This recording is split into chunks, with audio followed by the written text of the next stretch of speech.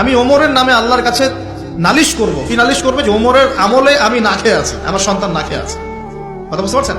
এই কথা শোনার সাথে সাথে উমর রাদিয়াল্লাহু আনহুর মানে বুকে আল্লাহ পাকের ভয় চলে আসলো, হৃদয় প্রকম্পিত হলো। প্রকম্পিত হওয়ার পর তিনি নিজে চলে গেলেন মদিনায়, যেটাকে বলি আমরা বাইতুল মাল, মানে রাষ্ট্রীয় সম্পদ যেখানে থাকতো ওটাকে বাইতুল মাল বলা হতো।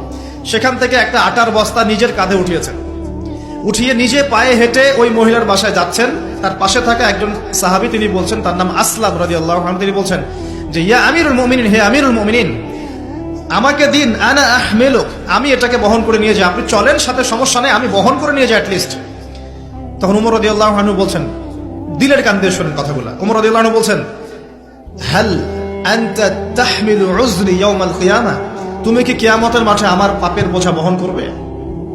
সুবহানাল্লাহ, চিন্তা করে দেখেন। নিজের হাতে গেলেন, রান্না করে খাওয়ালেন, তারপরে বললেন আগামীকাল তুমি আমিরুল মুমিনিনের দরবারে এসো, সেখানে আমাকে পাবে। এই হলো উমর রাদিয়াল্লাহু আনহুর খেলাফত। একদিন তিনি তার যে উট, এটাকে পরিষ্কার করছেন। আলী রাদিয়াল্লাহু আনহু দেখে বলছেন, আমিরুল মুমিনিন, আপনি পরবর্তী জেনারেশনের জন্য অনেক কঠিন আদর্শ রেখে যাচ্ছেন। আপনি এত কাজ করছেন, তারপরে নিজের কাজও নিজে করছেন।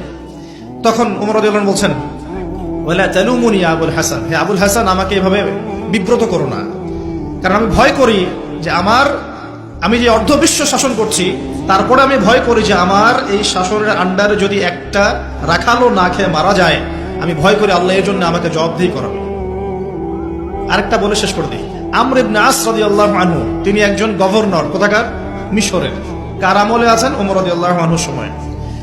তো তার ছেলের নাম হচ্ছে মুহাম্মদ। তো সেই মুহাম্মদ আমর ইবনে আসের ছেলে রাদিয়াল্লাহু আনহু।